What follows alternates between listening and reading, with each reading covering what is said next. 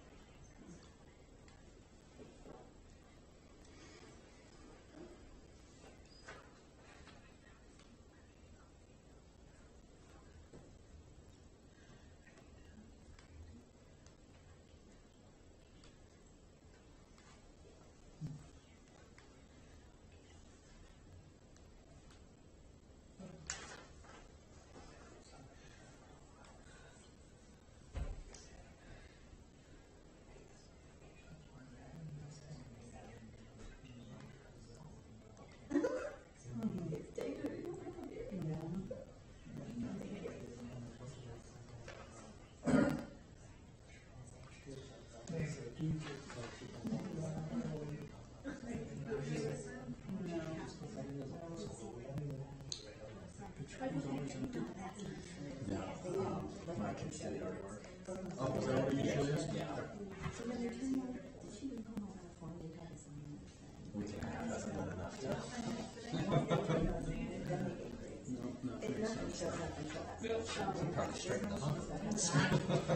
He's sitting here wondering.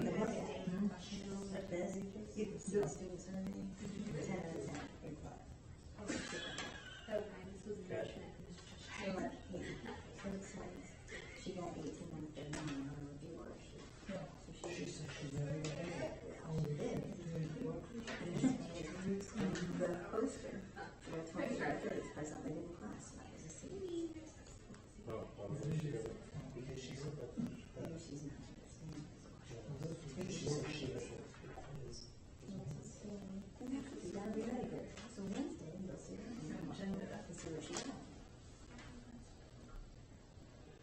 I told you what she did it too. Alright.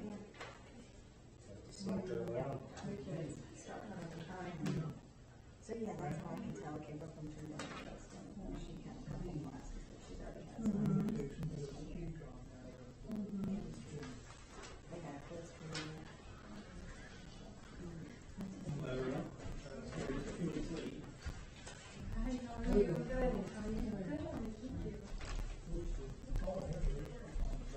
Get it started? Nobody halfway done yet? No one's signed up to talk on this work session. So we'll do the work session for the budget first before we start the meeting.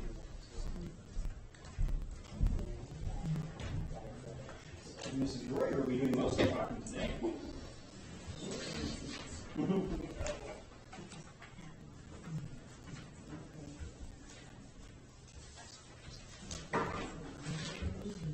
Okay, I'm just going to go ahead and get this started. Oh, sorry. Sorry. Close it down. All right, we'll go ahead and open this meeting for the August 15th Monday work session agenda. And this time there's nobody that signed up. This was the time for an invitation. Is everybody staying for the next meeting? Everybody is, and we'll do our introductions then. Are you guys okay with that? Okay.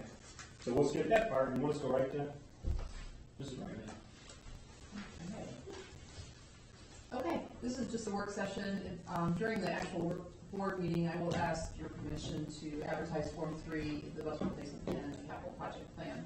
So, honestly, this is your time. We'll kind of go over a few things, but this is your time to ask me some questions before I ask your approval to advertise.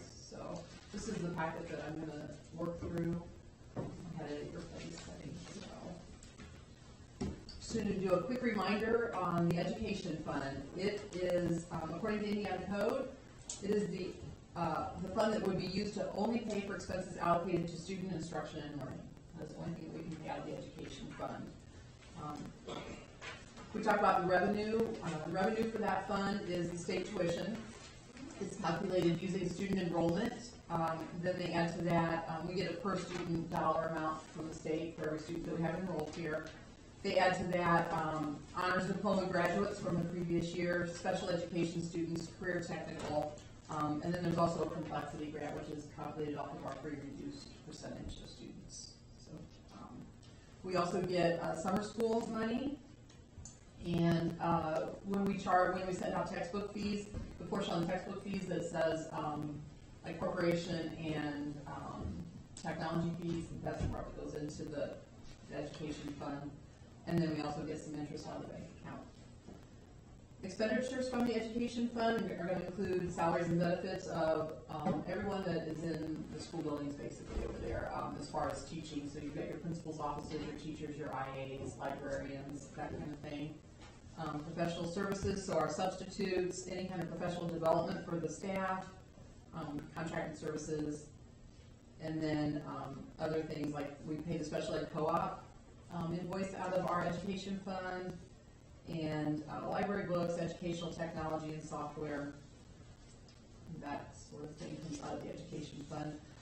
There's a chart down at the bottom that shows you January through June of 22, the percentages for each one of those categories.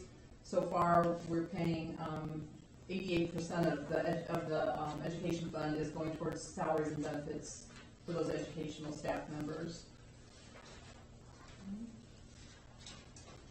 Then in 2021-22 school year, the amount that we received from the state per student, this was before any of the other, like the honors, the career technical and special ed, we received $5,995 per student.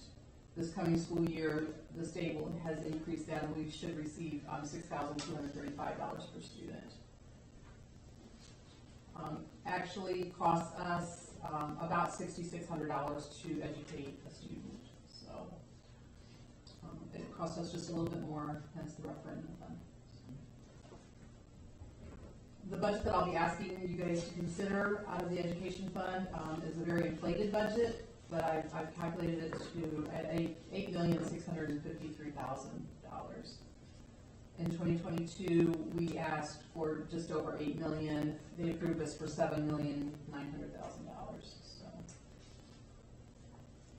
I do not anticipate being approved to spend everything that we're asking for. Next, I've got a list of our year-end balances of the education fund from 2015 forward. We currently sit at the end of June of 22, we currently sit at just over $2 million in the education fund. That is a 6-month rolling percentage of 23.99%. And then a 12-month rolling is 23.43%. Cash balance. Any questions on the education fund?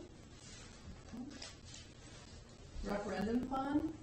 The revenue sources for that is our local property taxes, and then we also get some miscellaneous local taxes in that, like our license excise, financial institution, and commercial vehicle taxes go into that fund as well. We spend out of that, all for the expenditures out of that take the place of expenditures that were previously in the education fund. So we pay our impact out of that, we pay for positions at the elementary school, triability coordinator, special education preschool teacher, some IAs. out of that. Then the next fund, on the next page, we've got, I think I'm going to interject one thing. I know when you did your referendum, this was brought up to me by a community member, so I do want to point this out. It is important. The community is interested in how are we spending that referendum fund, and this is how you're spending it. So if you also are board members or any community people are getting questions about how is that referendum money being spent, this is the detail right there. Okay, so you can tell them, okay, this is where it's going. I've given you fund balances at the end of each year from 2019 on. That was the first year we had the referendum fund.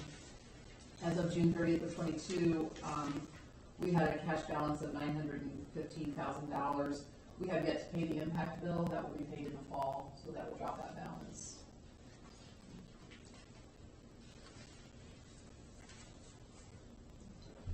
And that's it for the referendum fund. Debt service, again, the revenue sources for that are going to be our local property taxes and those same miscellaneous local taxes, the commercial vehicle license, excise, and financial institution. Debt service fund is specifically to pay debt that so we have bonds outstanding and we have some common school technology loans outstanding, just over $9 million in bonds and $415,000 in common school loans. Currently, the amount of bonds that we can take out, and they call it an uncontrolled amount, which means it's something that the board can pass up to $5.8 million, and they base that off of your gross AV. So off of our 22 gross AV, we can take out a bond up to $5.8 million without opposition.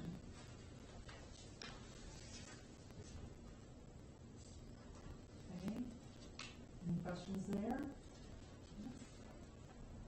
For the operations fund, according to Indiana law, the operations fund may only be used for the following, and these are just school specific, to carry out a capital projects plan, to pay transportation costs, and to carry out a school bus replacement plan.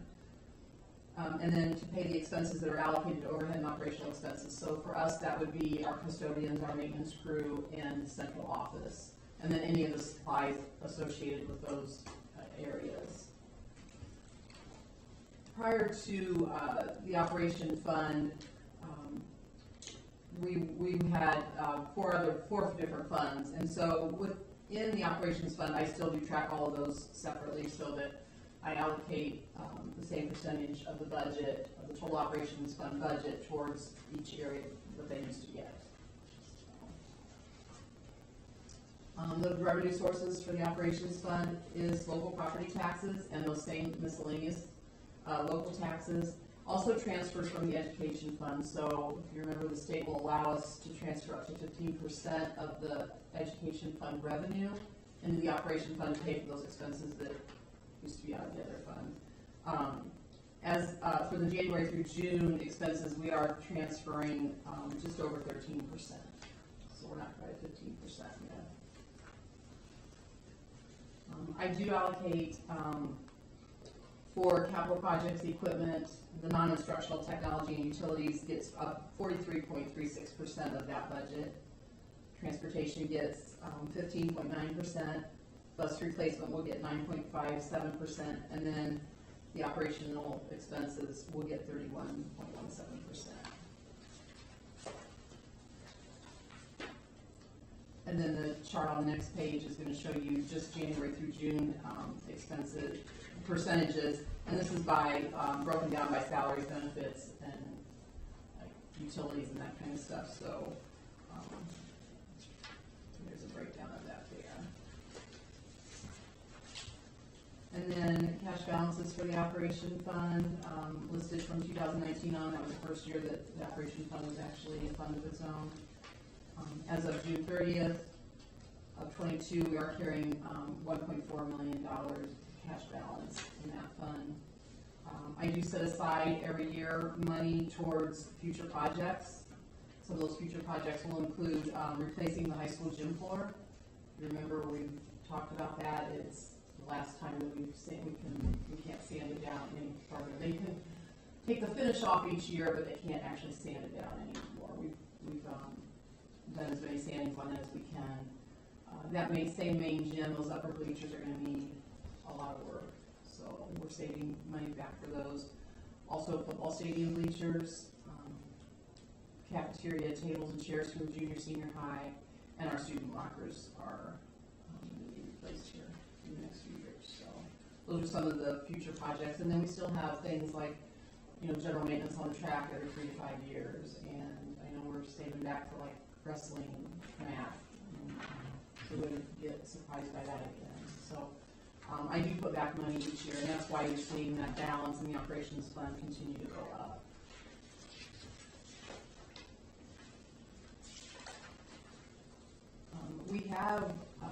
We did several projects this year out of the operations fund. I feel like we did a lot of projects this year that we had been trying to save up for, so we were able to get a lot of projects done. Quick update, I guess, on the houses.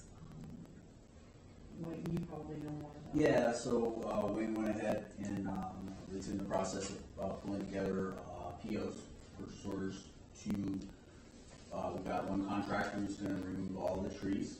The electric's been unhooked, so the trees are really ready to come down. We did have some issues with damage from those trees, causing some damage to neighboring property. So we do want to get the trees down, and the houses are all set to be demoed. I think he's talked to you a little bit, Jeremy, about town utilities. A little bit of the waiting game there is getting waste containers scheduled so that he can get them out there so that they then can take it down. So it's important to understand these POs are to get the structures down, to get everything removed, and to get it filled with an inert but a weight-bearing kind of aggregate, so that you can then make a decision as to what you're going to do with that. It does not include, bringing it to grade, putting a top surface on it, having it ready for anything. That's going to actually be another project that Jody is budgeting for, so that probably next spring you'll have to decide, okay, are we going to asphalt it? How are we going to put that together? There's some other issues in terms of like possible easement for the neighbors, garage and things like that Jeremy's actually helping us work through some of that stuff as well. So, but those are definitely going to be down by spring. They won't just be an abandoned home anymore. We'll get that all cleaned up. It should provide a lot more line of sight and give you as a board some options on what you want to do next. So, wings on it. You said spring. They're 3 months. Last I heard, they were like, he thought he was maybe 3 months out in getting the waste containers secured so that he can actually, be able to get this taken out. And maybe that timeline will change, but that's what they had said. So probably a winter project.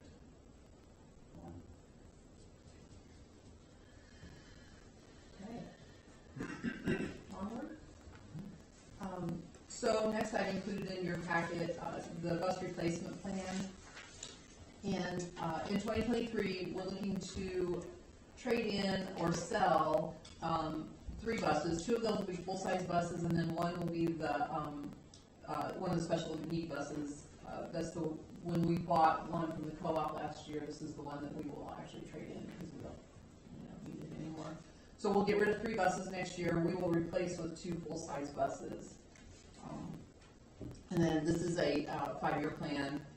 The other years could change, but right now we're looking at another activity bus in 2024 and then a full-size bus in 2024. So that's where we are with the bus replacement plan. On to the capital projects plan. This is required to be a 3-year plan. The most important for all of these plans is the immediate following year. So the years following 2023 aren't set in stone yet, but for the bus replacement plan and the capital projects plan, anything in 2023, if it's not on these plans and it costs more than $10,000, we would have to re-advertise and do an amended plan. So there are more things showing on here than I think we're going to be able to do in 2023, but I've got them on here so that we have the options. So we Of course, we'll do classroom furniture at both ends, both the elementary and the junior, senior high. Or we'll do 4 more classrooms with the furniture at each end of the building. We have an outdoor walk-in freezer for the cafeteria. The one that we've got definitely will need to be replaced by 2023. Depending on the cash balance for the cafeteria, and they have a couple other pieces of equipment they need to buy. I don't know that they'll be able to pay for the entire walk-in freezer or many, so that's kind of an option that we'll have to pay for if they can't afford to do it. And then a baseball scoreboard and a football and track scoreboard, and again, those are kind of dependent on other things that whether we can fit them in or not. I know the baseball scoreboard, were some donations, and I think they received $3,500 maybe in donations towards a baseball scoreboard, so that's really helpful. And that's the equipment side of the capital projects plan that I've listed for you guys. Just a lot of the normal stuff, the gym floor refinishings and repairs, bleachers, backstops, batting cages inspections, classroom carpet for both ends of the building. Still working on getting that ticket booth back at the football track decided upon. We've got some asphalt back there then that will need to be done as well. The library, we need to repair and repaint the walls in the elementary library. We're looking at some stage and house lighting for the auditorium. We also need to look at extending the discus cage. We need to extend it, but we also need to replace what's there. And we'll need to do the safety grant match again. I did put on here some asphalt work for the lots, for the empty lots where the houses will come down, and then some parking lot and island curbing. And again, these will all have to be decided once we get our budget back from the state and know exactly what we're going to have to work with. Questions, comments? This is the time, if you guys see anything that we need to change before we advertise, this is the time that we can make changes or talk about them. The last page. That's what she's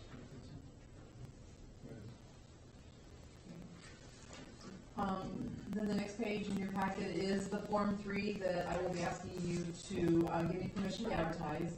This will need to be advertised 10 days before the hearing, and we're looking at the hearing being on September 19th. It does give the budget estimate, again, in each one of these funds, but it is definitely inflated. So I know I stress that to you guys every year, but it's definitely inflated. Not expecting to get what we asked for, but we do need to protect our revenue, and so the state always suggests that we inflate it. So if you have any concerns, you look at Form 3, let me know before I advertise and before you give me permission to advertise.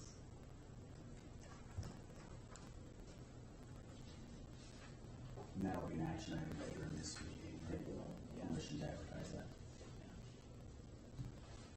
And then the rest of the packet is really just for your information. It's the same things I give you guys every year. The assessed valuation history. So in 2022, our assessed valuation for Smith Green increased by 10.83%. It jumped up quite a bit. I'm anticipating an increase in 80 again for 2023. It looks like it could be around 15%, but 15 to 17, but we haven't got the final numbers yet. So the following page is just each year what was advertised and what was actually approved. So, and that's just yeah, I want to chime in just a little bit here. I think as a board member, one of the things that we can help our local businesses, local homeowners, we want to be predictable for them so that they know what their burden is going to be in terms of the school.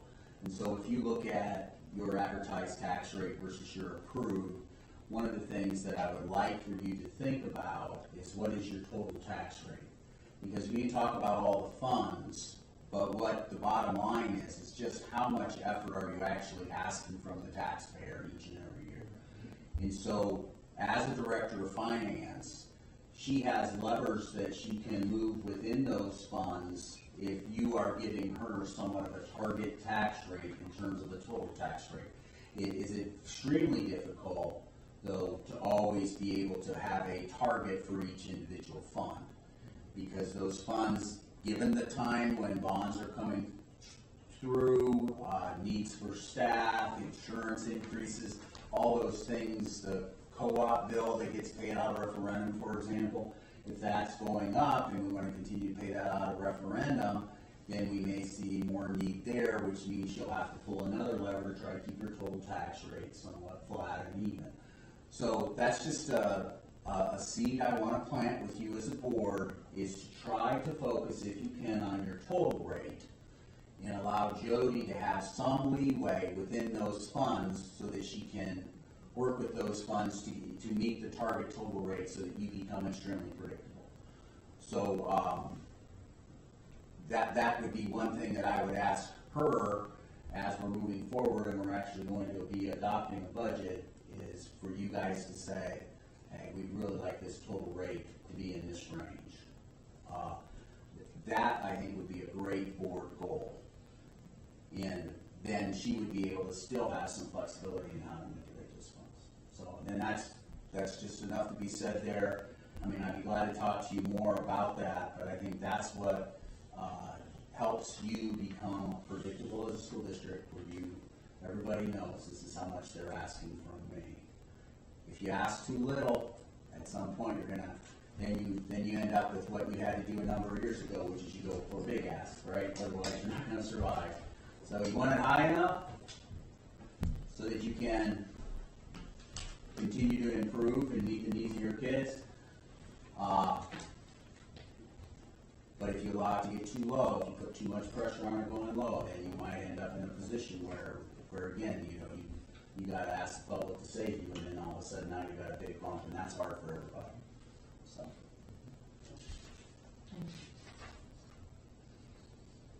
The next one is the tax rate comparison. We throw this at you guys each year. We look at school districts that are in our conference or just close by us, and I give you the certified AB. This is all for 2022 for them. And you can see that again, Smith Green has the lowest AB in the conference and in our local, any schools that are local to us. I have also given you last year's ADM in the fall of 2021 for each school district, what everybody's education budget is, then the education budget per student, the certified levy for each, and that would include all of their tax funds. So that's going to include their debt service, any referendums, operations fund. That's the total amount of dollars that they're receiving from their local taxpayers. And then it's broken down by each, the rate is broken down by each one of those funds, and along with the total tax rate. So we fall right in, you've got obviously some school districts that are, 54 cents. We're sitting at 99, but then you've got some that are at $1.11. So I think we fall right in that average. But as we move forward and we talk about that total tax rate that we want to target, I think this is important. I think it's important to know what the other districts are doing and where they fall. And then the next two sheets is just, they're actually more school districts, and this is off of Forecast 5 data. It's more districts than we normally look at, but this is going to be all of our Region 3 districts. So, and that's more just for your information.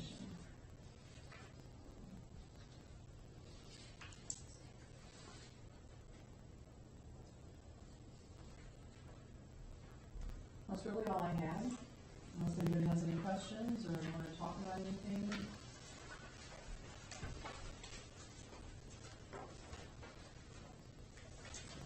That tax rate comparison chart that you got, that's fantastic. You like that? Yes. Absolutely. I can add more schools if anybody has interest in knowing any of the other schools, if you see any that I'm missing. I thought that, yeah.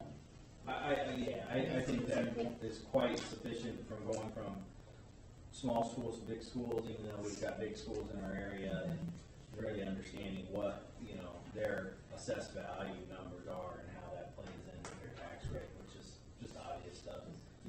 Because when we look at, our costs per student, they're all very similar.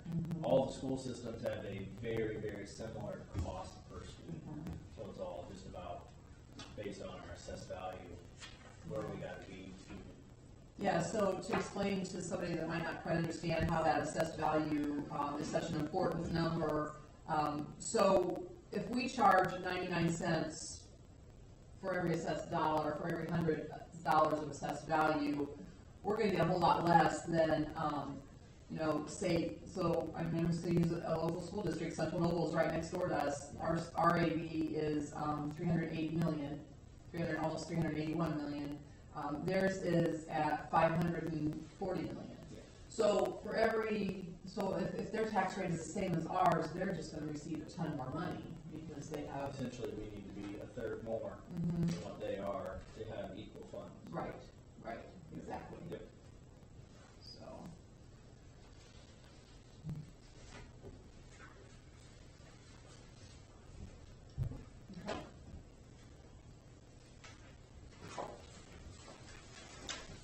I don't think there's any other district that has, a state park chunk of land.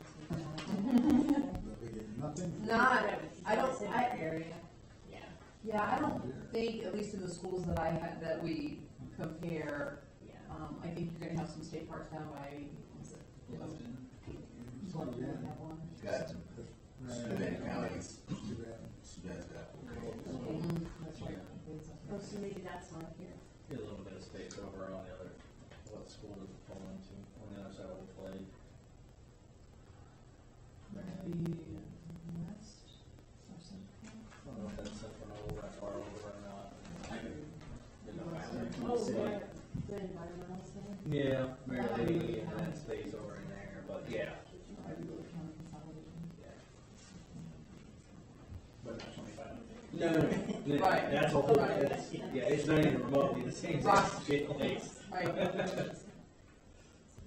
Right. We pretty high, but I don't see that's on there. Mongo and that. Oh, there is another Yeah, section. certain heights is there, and Steuben is other state heights. Yeah. But that takes a lot of ground, and we get nothing from it. Right. And then back on the referendum page, I noticed that we've gone down, and, I know, we've advertised higher than that, but there's only so much we can do with that as well, right? Because even if we want to take more, the state will tell us how much we can take. So they will send our budget back. They will not give me any more, levy, which is the amount of dollars, than what I've advertised for. So we can adjust the referendum rate as long as that rate doesn't create, more levy than what I've asked for. So if you look at Form 3, I'm advertising $1.5 million of levy. So as long as we can adjust that rate, but if that rate would cause us to go above what we're advertising, they would cap it. So we can't receive more dollars than what I'm advertising for. And that's why it's been going down from what we originally started.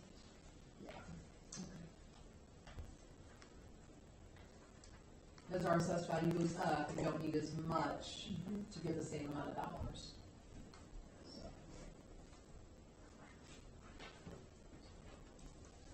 Thank you. Your subdivision on Are there two? Because I think there were two. Just one. No, just one. Well, the lake will have one, supposedly. Well, it's in the works, but I don't know how many houses are there. which would be great. Isn't it like 60 houses? The lake one or the one in No. 40? So, 40 houses. over many years. Yeah. Not quickly, but I think the other ends up, they capped it at 43, I think. Last I remember. But still, it's 80 more. But, I mean, that's, That's a but start. certainly, eventually they'll be built and they'll fall in and help our assessed value.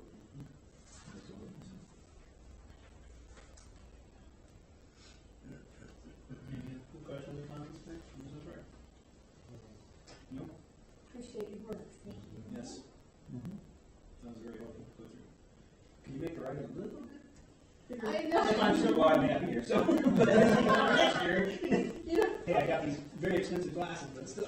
Still enough, sorry. You made it smaller. No, I'm just told I need to work. Oh.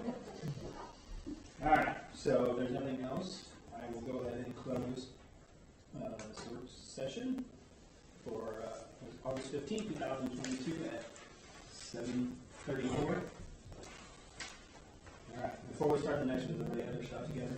And for anybody else, I don't know if you guys knew this, if there was somebody who wanted to talk, this sheet was actually to sign up for both the work session and the regular board meeting. So here's your chance if you did, if you want, if there's something on the actual meeting to talk about. Anyone? Okay. All right, let's set stuff around here.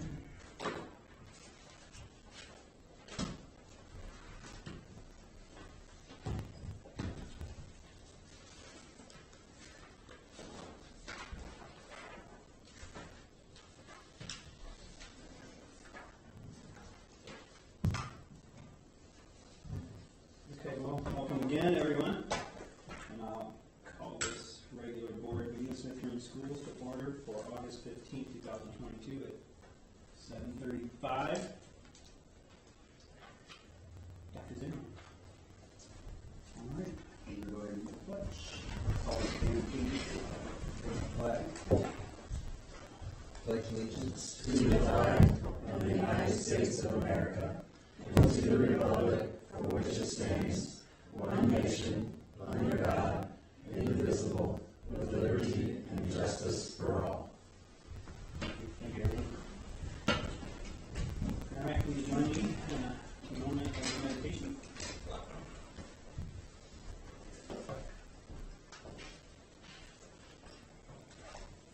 right, thank you. The mission of Smith Green Schools is to provide a superior education experience that ensures success for every student through excellence in teaching and learning.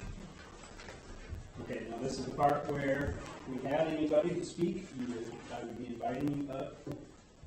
Let's just go ahead and do our, you guys just want to go ahead and do our meet and greet here, and then we'll just move on, keep going. Is that okay? And we want to at the end. So, I can't see everybody when I sit there, so if you would, there in that corner, all you can do is just kind of stand up if you would, say your name, and just kind of while you're here, give a little brief statement, you know? Well, my name's Stacy Rorman. I'm a sixth grader, and I'm just here. I've never been to a school board meeting, so I just Sure, sure, yeah. So, yeah. Thank you. Yeah, welcome. Michelle Hecht, I have a sixth grader and third grader, and so just here to serve. Thank you. Go ahead. Okay. Yeah. Hi, I'm Abby Weber. I have a first grader and fifth grader this year, both. And I'm just here to support.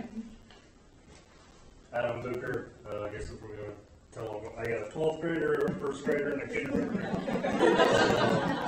Before the change to it on the 12th. But just here to observe. Casey Taxi, parent community member. Thank you. They're about just community members here to serve. Daryl Novak, I have a couple of grandchildren, and I just want to know what I'm paying for. Thank you. Oh, I should have gone into a lot more detail. You can have my sheet if you want. I will meet with anybody in the community who wants to know more. Sabrina Cruzy, I'm just here with Daryl, just want to stay informed of what's going on. Thank you. Rick Gunther, the junior senior high school assistant principal. Matt Watson, principal of Cherry West Elementary. All right, thank you, everyone, for your participation. There's none back there, right behind the door? No. Okay. All right, let's move on. I've covered everything there. Dr. Zimmer? Yes, so we have a number of different minutes in your consent agenda. We've got executive session from July the 20th. We've got your regular meeting then on July the 20th. You've got your regular board meeting minutes from August 1st.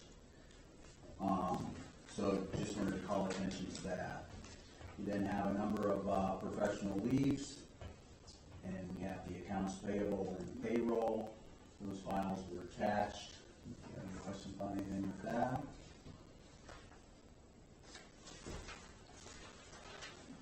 addition to that, looking at the donation sheet here, I don't believe we have any to mention for this. That's all. That's unusual.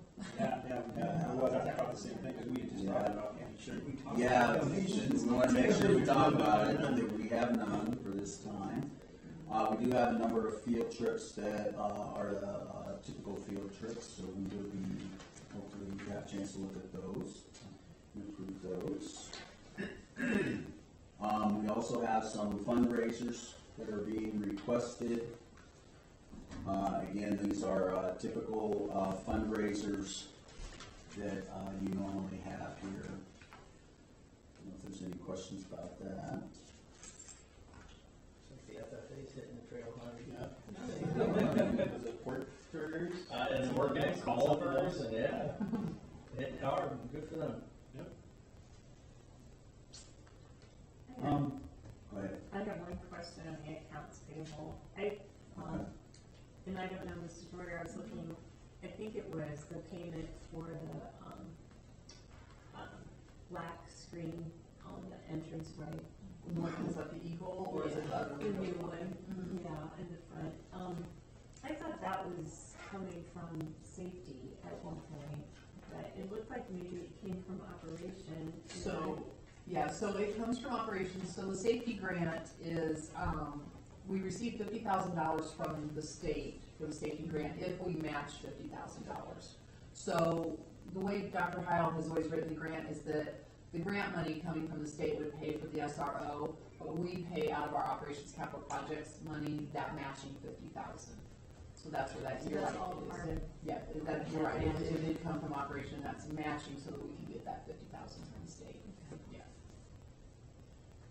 Thank you. Mm-hmm. That's it for the consent agenda. Questions or comments? A motion to approve the consent agenda as presented. One second. First and second, all those in favor? All right. For my portion, we have some personnel things we'd like to run through. We have the extracurricular schedules. The revisions were highlighted. If there's any questions about any of those, I know there was a question asked earlier. Appreciate that. So it gave us time to get you an answer. I think that was taken care of. We're looking at 4 recommendations. Ms. May Armstead, full-time special ed emotional disabilities instructional assistant, transferring to the elementary. We've got Nicole Brown, elementary part-time instructional assistant. This is a new position.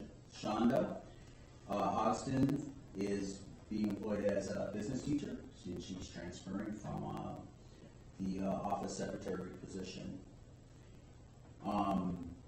So we also then have her resignation from her other position.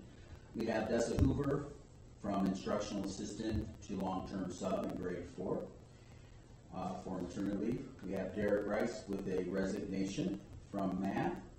We have Jill Wyrick, instructional assistant, also that is a resignation.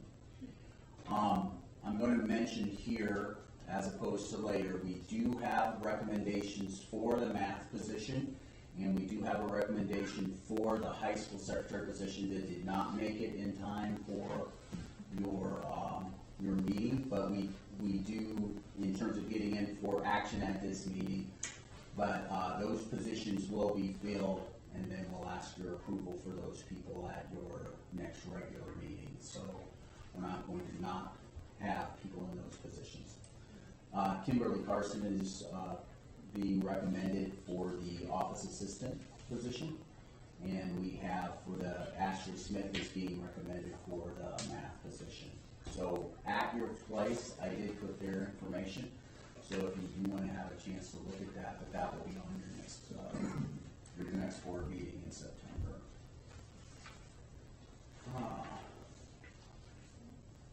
That is what I have for my report.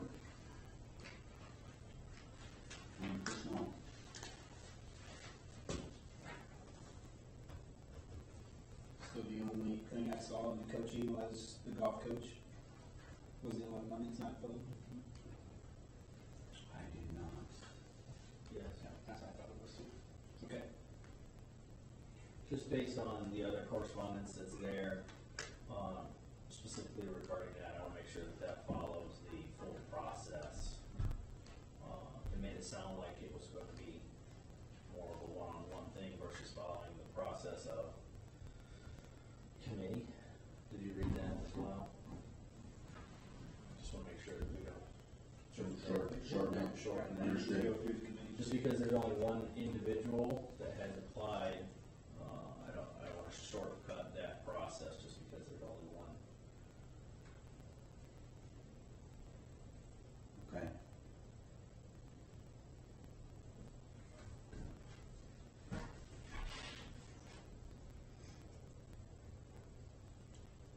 Anything else?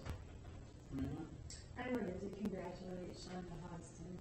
I know that she's worked hard to get that degree, plus doing a good job for us and our goal. So I'm happy for her tonight. It's good that she wants to be a part of this fifth grade teaching now. So I wish her the best. Other than that, I'll motion to approve the personnel agenda as presented. I'll second that. Have a first and a second. All those in favor? Aye. All right. John? No new items on the legislative report. Other business, we've got approval of Form 3, so I'll kind of turn this over to Jody.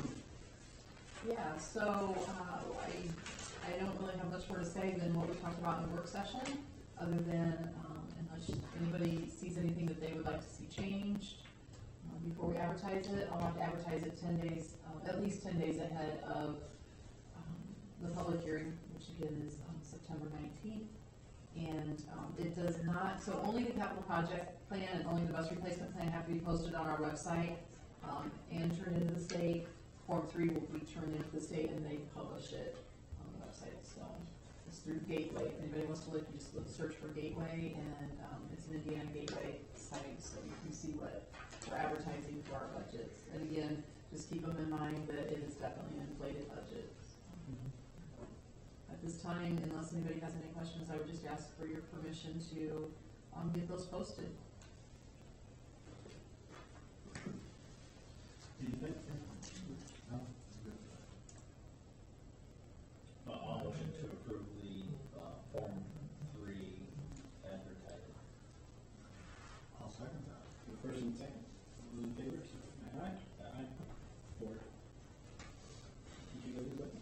All right. Okay, Andy? So we are recommending for discussion tonight, this is just for informational purposes only, that we wanted to present to you in the public meeting, the suggested minimum raises that we would foresee going toward our classified staff. Jody did a lot of work on this in terms of pulling together what the raise for our certified staff was in preparing the salary schedule to represent similar type raises. So, what else you would like to share with regarding that? Yeah, at your place, there was a salary chart that will list our current rate and then what is being proposed. Forecast 5 had done a statewide survey in last year for the 21-22 school year for basically all of these positions for every school district. And once the results were in, they did share that with all of us. So there are a couple positions, and I'm still kind of working through all that I think we're going to need to increase more than the 5.3% across the board to get us competitive with kids in that average, because we're still low in a couple of the areas. So as we bring this back to you, I will send this to you ahead of time, letting you know which positions for sure we're looking at. But I can say right off the top, our food service and our paraprofessionals, our IAs, are definitely on the low end in the schools surrounding us. So one of the words that I would use to describe this is a market adjustment.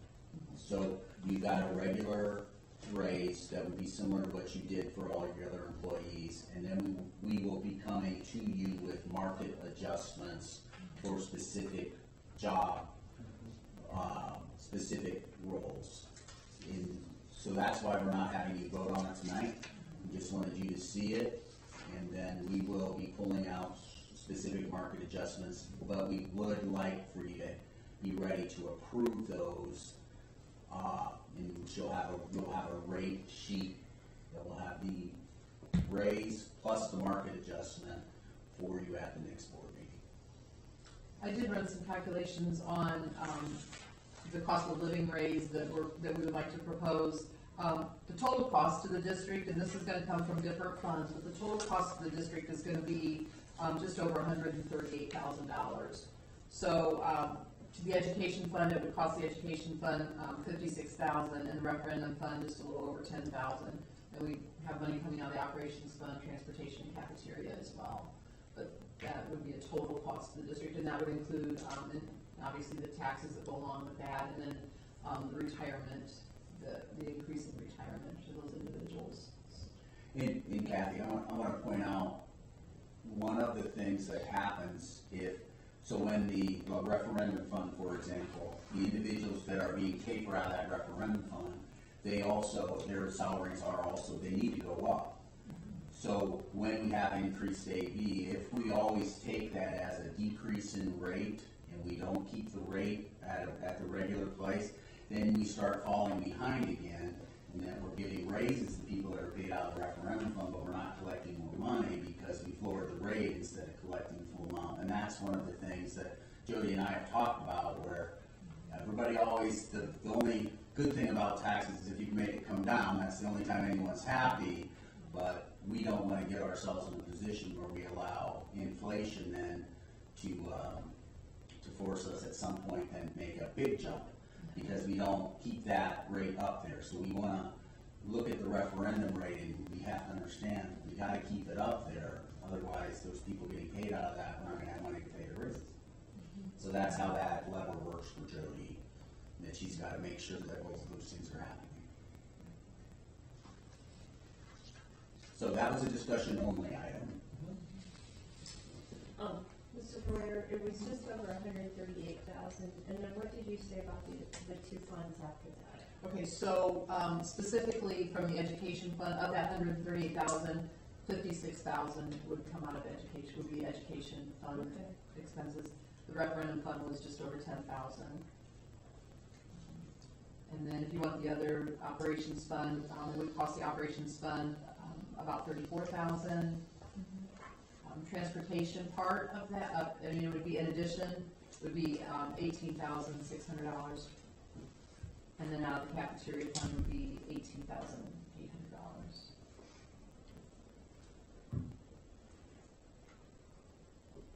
One more time on the cafeteria. $18,800. And that, and I appreciate what you had to say, Dr. Zimmerman. The cafeteria does concern me too. Okay. I know that's not like something that we're covering from referendum, but Correct. the cafeteria really tries to scrape every penny they can so they can buy their equipment, and then we try to fund it. But I just don't want our people in the cafeteria so grateful that you're going to do something with the market. And look at that. So Forecast 5 gave you the school comparisons. Is that what you're saying? Yeah, so they did a survey. Each school district in the state submitted their lowest pay rate and their highest pay rate for each position, and then they were able to send all those out to us. And then, so I can sort them by the entire state, or I can sort them by just our region. I can sort them by small schools versus large schools. I just chose to sort them by region, so Region 3 is the region that we belong to. I sorted by that, and then I'm looking at them to see where we fall within each one of these categories. And I do know right off the top that our food service and our instructional assistants are lower than the average in our area. And at one point, that's what mattered the most. probably what matters the most is what's on the sign down at McDonald's in terms of what their salaries they're paying.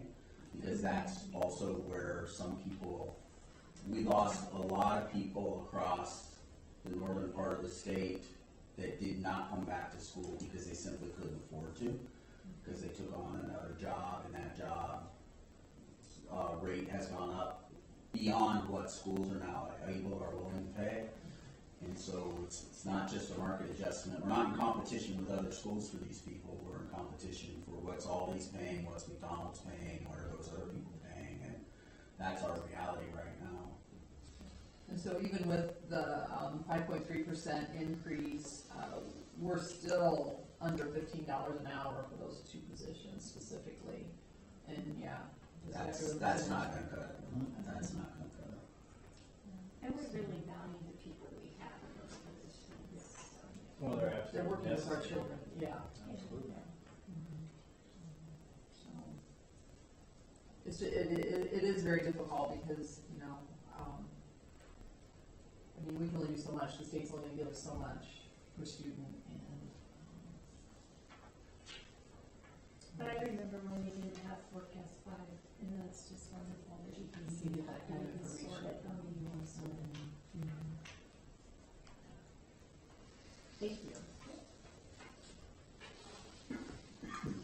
So next month, we'll be asking for some approvals. So, we'll try to get those numbers out to you.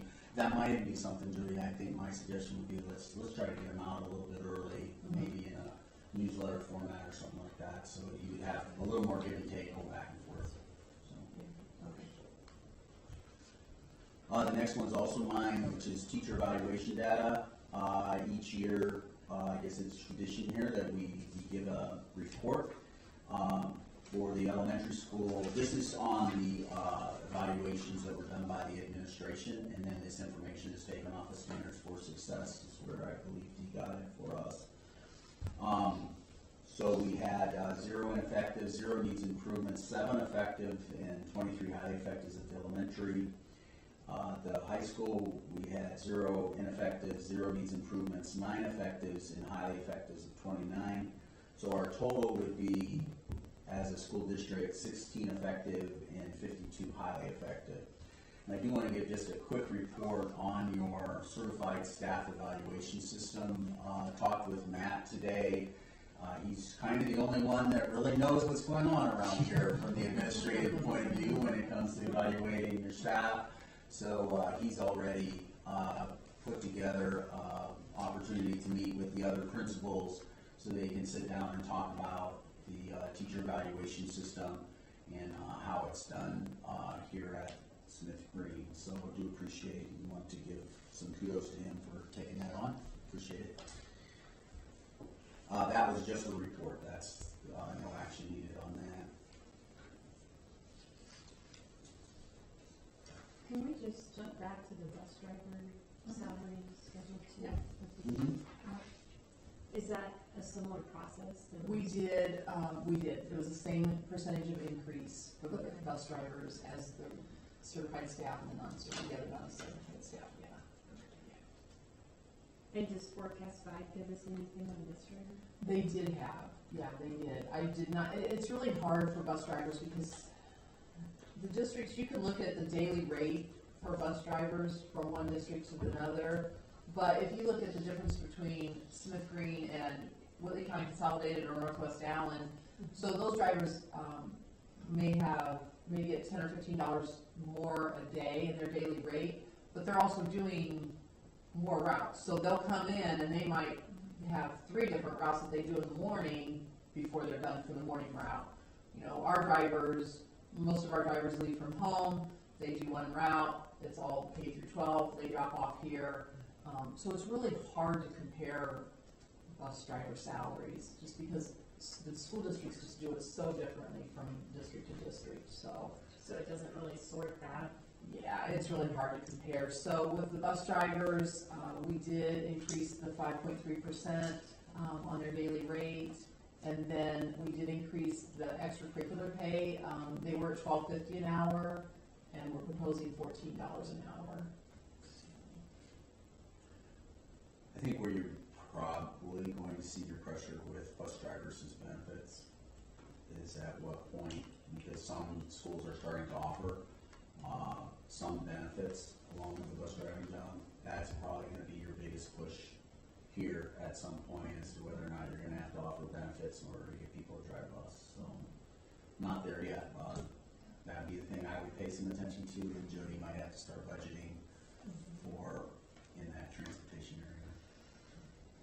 I have a question about that.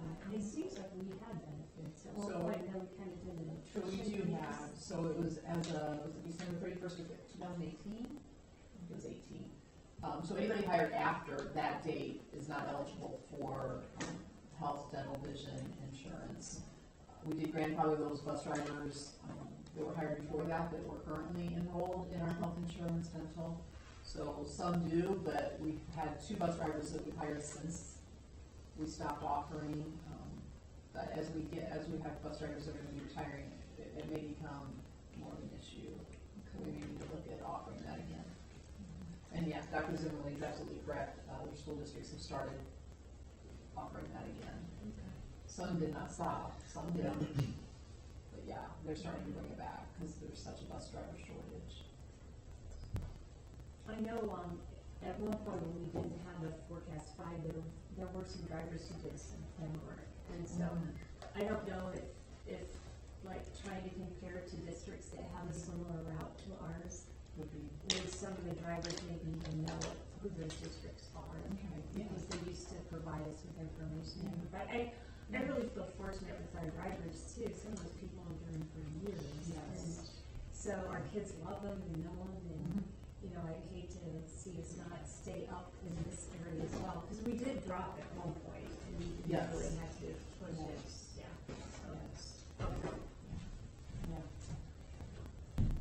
Thanks. Yeah. So do you know how many of our current drivers do get those grandfather benefits versus don't? 2 do not? We have 4 drivers on our insurance. For getting benefits? Right. 4 who, yes. Now, for all of our drivers, we do pay into PERF, so they're receiving retirement benefits from the state. When they retire, they will receive that. It was the health, dental, and vision insurance that we stopped.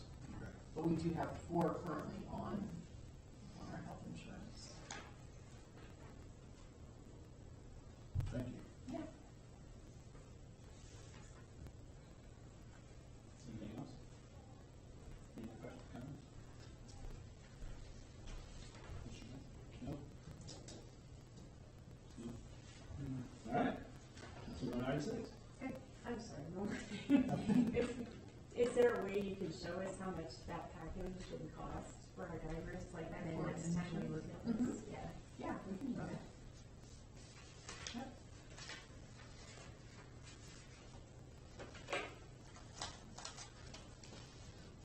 Anything else? Okay. Sorry. That's all right. Item 6, Neola policy review and approval. This is just a reportable as well. Dee said that the teacher appreciation grant policy needs to be approved every year. So the tag money that comes in, how you distribute that, this is just a review of that. There is no action. We're not suggesting any changes. So that's all that is. It just tells you how you're going to distribute it. It's basically a state codified policy that you just simply have to review every year. I don't know if there's any questions about that. Okay. All right. Thank you. We'll move on to 7, but there's no public comments, so we will move right on to the board and admin comments. Want me to go first? Yep. All right. First of all, I want to publicly thank your staff, your transportation department, your central office, everybody pulled together, and we had a great first week of school. I've had a lot of first weeks of school at a number of different places, and I honestly would tell you this is probably one of the smoothest starts that I've ever experienced. Everyone does a great job. Your bus drivers went out there, made sure all those little kindergartners got home okay.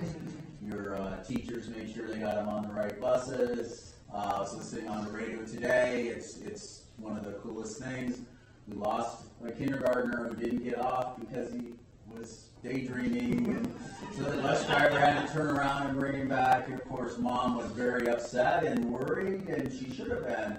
But those are, I mean, everybody just pitches in and takes care of things. And so I just want to publicly tell you, you've got great people, you've got great families. That doesn't mean there's not a lot of work. There is, but don't take for granted what you have here. So I want to make sure that all of you know that and how much appreciation we have. Couple of items. The ISBA IPASS conference is October 3rd and 4th this year.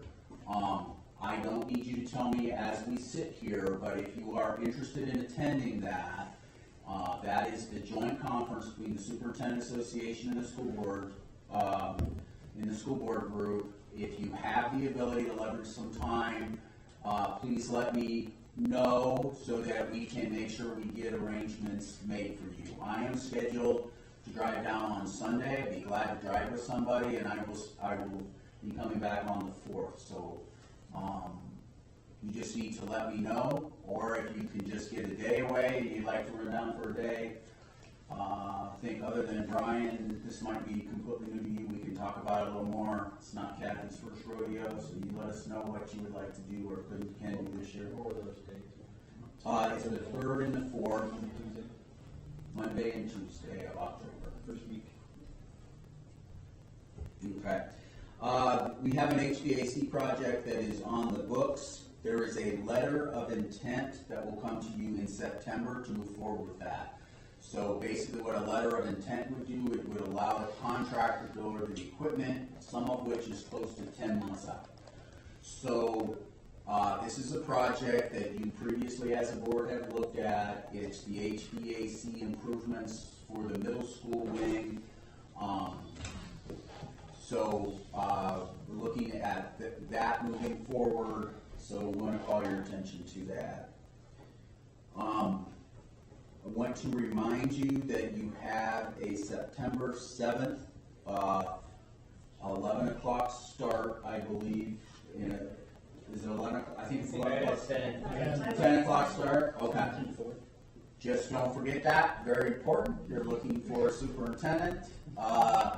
We will push out, once again, I'll push out, I've got a couple of meetings with superintendent groups, but that closing for that superintendent for the applications is coming up on, I believe it's the 1st, and so it's important for those people to get out there. I have received some calls from some people. I think you're going to have some good people, and I think it's going to be a tough decision for you to pick your next superintendent.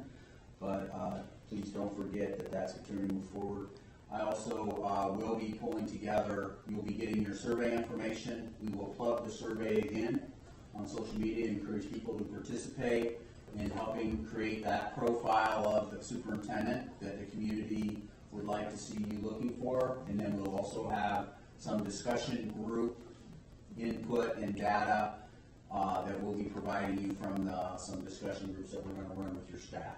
And then you'll have that, and then the university search team will assist you as you're looking at your applicants. So, I believe that is all I have. Thank you. You got anything? I was just gonna do a quick update on the traffic flow. You guys had asked to get a quick update. It was nearly perfect the first day. We had a couple people complain, but I think we expected a couple, but it just flowed. Everybody was patient, everybody did what they were supposed to do, and I don't know. I thought it went extremely well. I've also heard feedback that it went very well, and they were very impressed with the way it's all zoned out. Yeah. So I got some feedback on that as well. How was unloading time? Parent unloading time. Do we think that it was more efficient or less efficient than? I think it was more efficient. I think unloading. Well, they just move. They just keep moving. Really, I mean, very little. By the second day, I stood out here and I stood in front of our office, and only twice was there a car like directly in front of me and no one behind them. So the first day, it was a little bit slower, but I think the first day, a lot of the kids were saying goodbye. And like, A lot of pictures getting taken. Pictures and that kind of stuff. And it was, but by the second day, there wasn't a lot of people. Yeah, it didn't ever back up to the corner like it did the first day. So, yeah. Right. Yeah, I think the one of the problems we saw in the afternoon was pickup was pretty smooth, but then people got held up at 33 trying to turn left up here at Tully and 33. I think they learned their lesson pretty quick. So it's hard to go down there straight to 33 and turn left. All the traffic flowing. Yeah. So I think we've had a lot of parents now to up and use the lights. Yeah. So that's been helpful. No, it's working better, yes. Yeah, the lights are working better. That was, so, yeah, it worked out really well. And you know, I remember standing out here last year at pickup, and it just created so much anxiety because you just watch the kids walking wherever and between cars that were trying to pick up and keep moving, and the buses, and it was just full of anxiety, just waiting an accident, honestly waiting to happen. And now you look out there and it's clean. It's just the kids are all in one area walking, the pickup parents are in a different area, it's just very clean.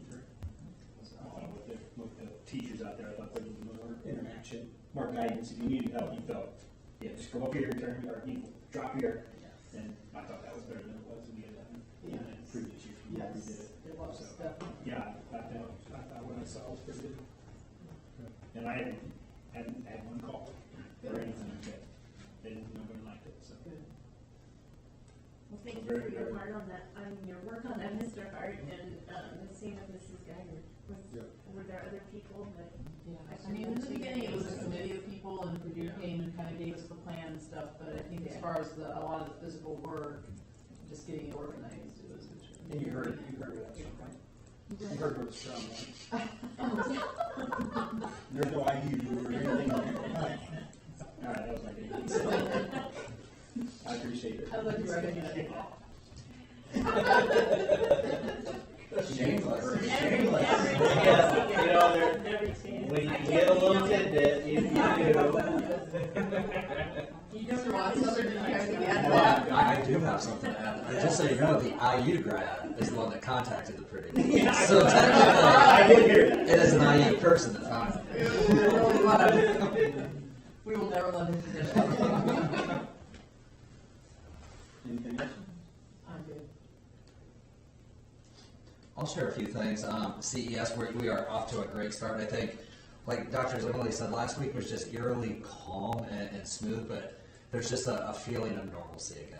And I think that's what helped make, we're not living in a pandemic, we are living in school. So I think that helped make things just go so great. We had a huge turnout at our open house again.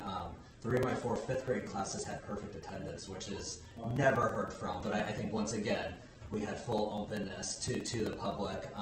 We partnered with several groups this year. Our PTO worked setting up, provided all of our kindergartners with a free book, brought a spirit wear company in so people could purchase, and we're doing that as a fundraiser. We also had Bowen, the library, Cub Scouts, so it was just kind of a community event also for our open house. With that, we also had our new teachers start last week.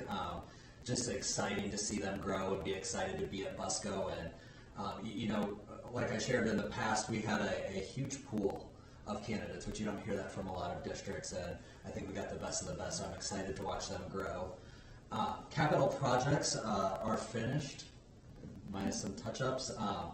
Second grade got new furniture, paint, carpet. Teacher's lounge got done. Our emotional disabilities room got done.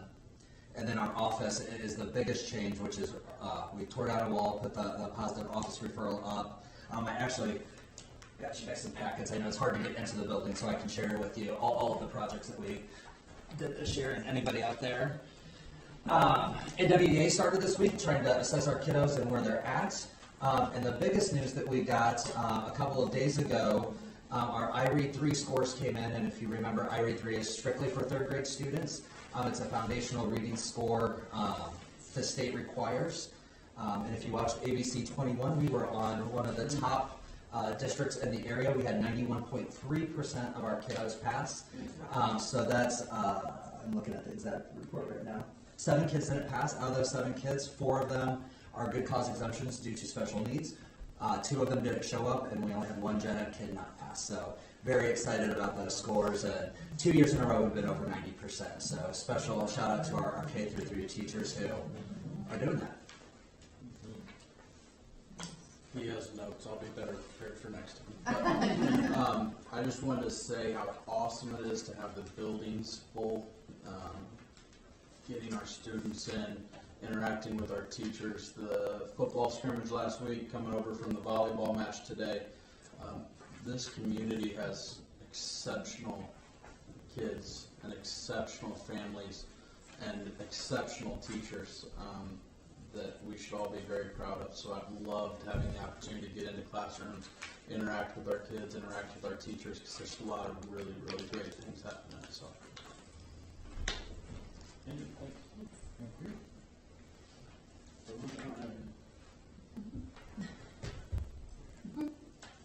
don't know that I had much either.